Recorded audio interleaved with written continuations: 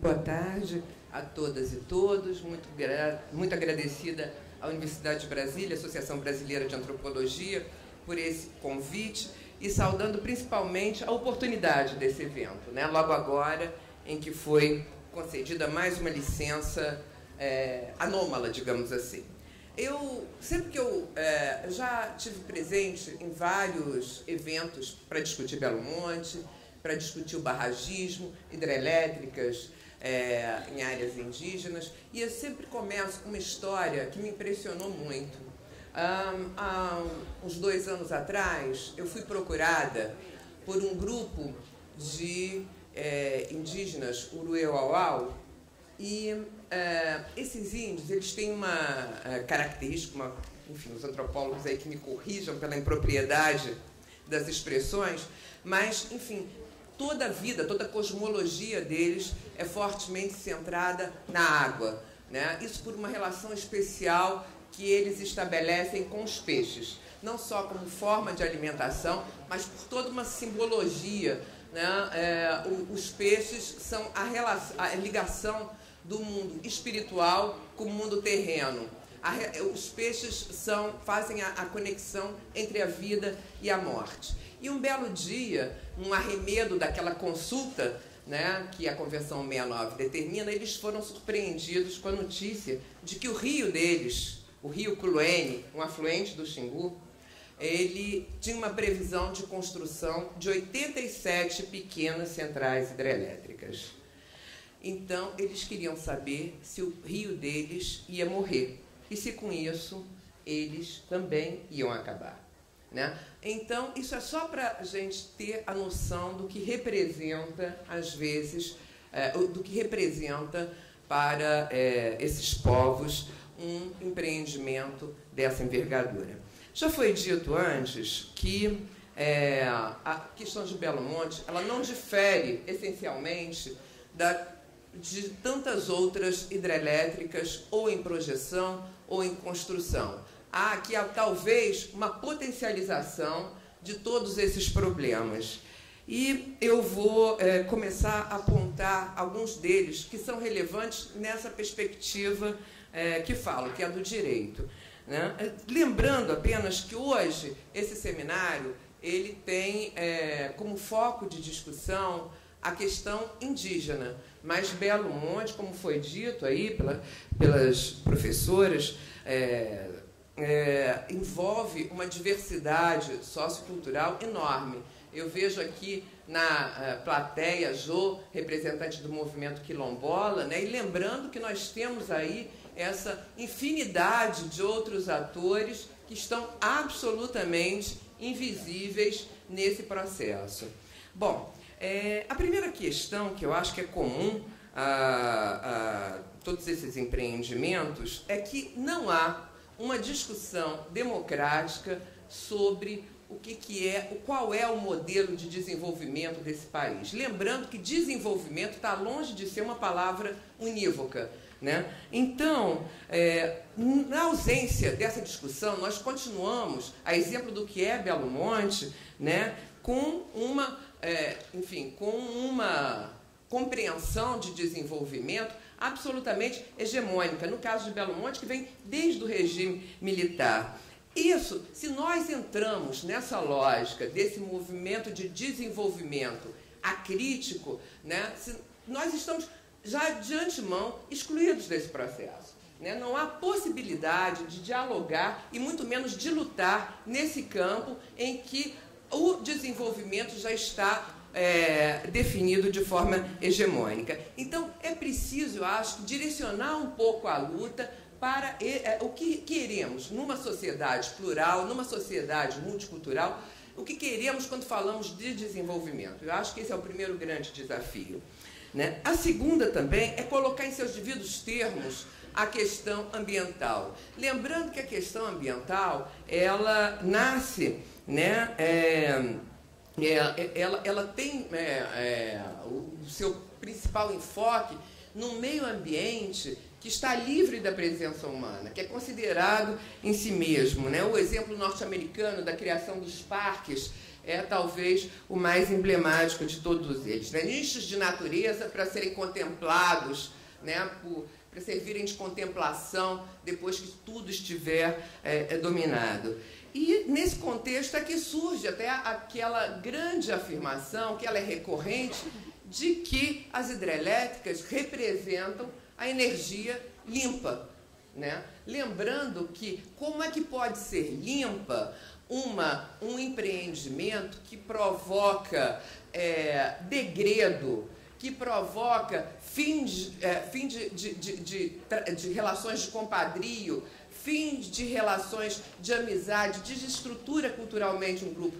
Considerar isso uma energia limpa é considerar o meio ambiente absolutamente dissociado das pessoas. E isso também está em absoluta contrariedade à nossa Constituição.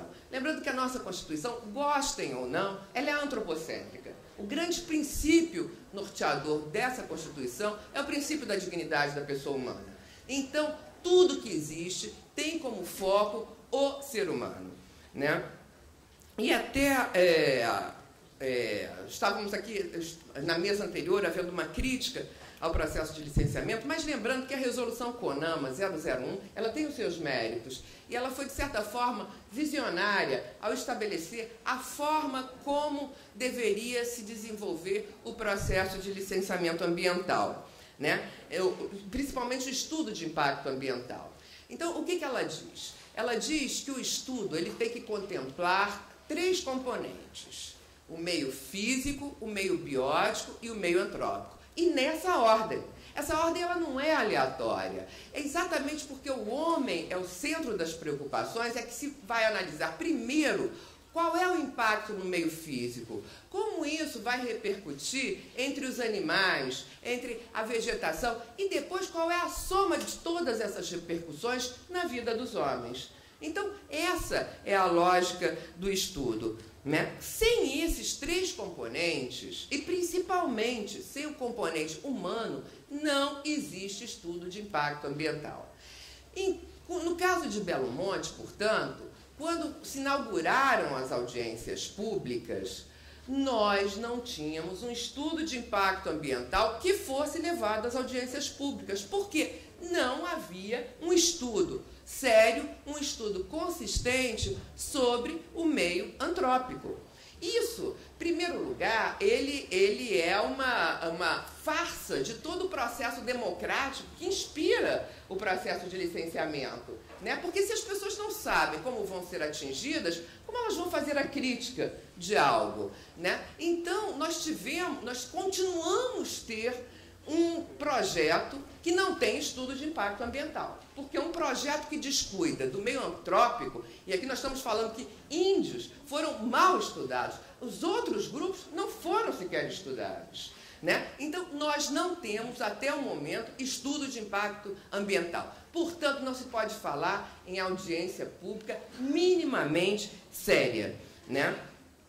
E, a despeito disso, apesar de não termos estudo de impacto ambiental que tratasse do componente humano, isso foi considerado depois como condicionante, foi passado por um outro momento, como se fosse possível nós pularmos em um empreendimento o estudo de impacto ambiental e passássemos a colocar questões humanas como condicionantes para próximas licenças. E isso sempre sendo arrastado para um momento posterior, até que nós chegamos agora construindo um canteiro central, trabalhando basicamente com a teoria do fato consumado, sem minimamente sabermos qual vai ser aquele impacto na vida de todos. Lembrando que todos e todas aqui são pessoas que serão afogadas também.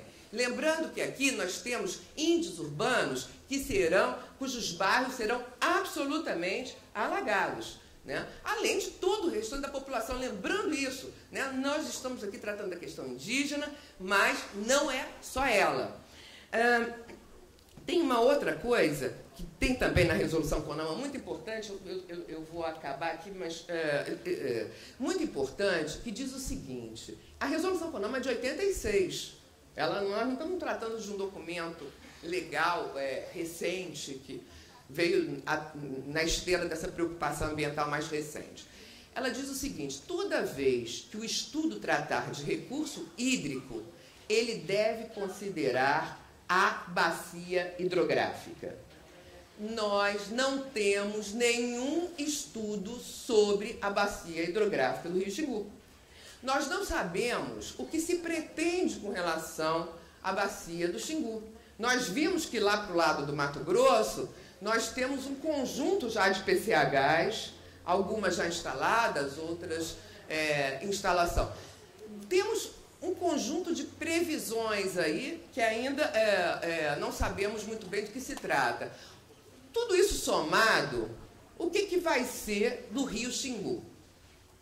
Ele vai continuar existindo, né? E lembrando que toda essa cautela não é porque a resolução 001 estivesse preocupada com Belo Monte, ela é muito anterior a isso. A resolução 001 já tinha em perspectiva algo que já é informado, que nós já temos a informação há pelo menos 2, 3 décadas. É que a água é um recurso estratégico. Todas as grandes guerras a serem travadas no futuro provavelmente o serão por conta de água, né? É um recurso escasso em extinção. Então, nós temos que lembrar, enfim, a preocupação da resolução CONAMA 001 é exatamente de garantir que haja, no futuro, água para que todos possam matar a sede. E lembrar que, mesmo que nós entremos nessa lógica de mercado, talvez ter água e não ter empreendimento seja um grande trunfo, né? E talvez essa seja a preocupação, tenha sido, como eu disse, a preocupação da resolução 001. Eu estou acabando, já foi muito dito sobre a área de influência direta ou indireta, né? Essa questão também de ter o meio ambiente como meramente físico, estabelecer uma área absolutamente arbitrária de 10 quilômetros de um lado e do outro, é incompatível com a vida das pessoas. Basta lembrar que quando há remoção de grupos da área de influência direta, eles vão para algum lugar, onde geralmente existem pessoas. Essas pessoas também serão impactadas diretamente pelo empreendimento. Isso para ficar só num exemplo tosco. Nós temos aí milhões de exemplos de que essa área, ela não diz absolutamente nada. Ela diz apenas com aqueles, nesse caso, que serão afogados.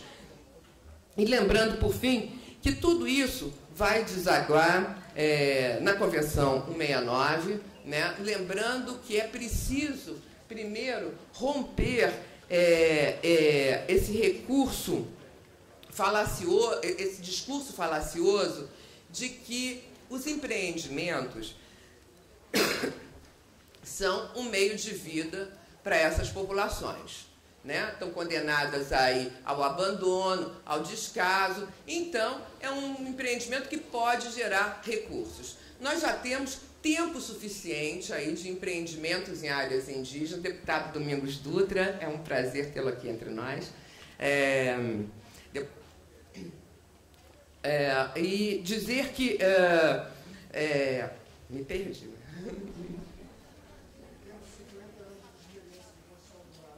Exatamente, obrigada, Gustavo.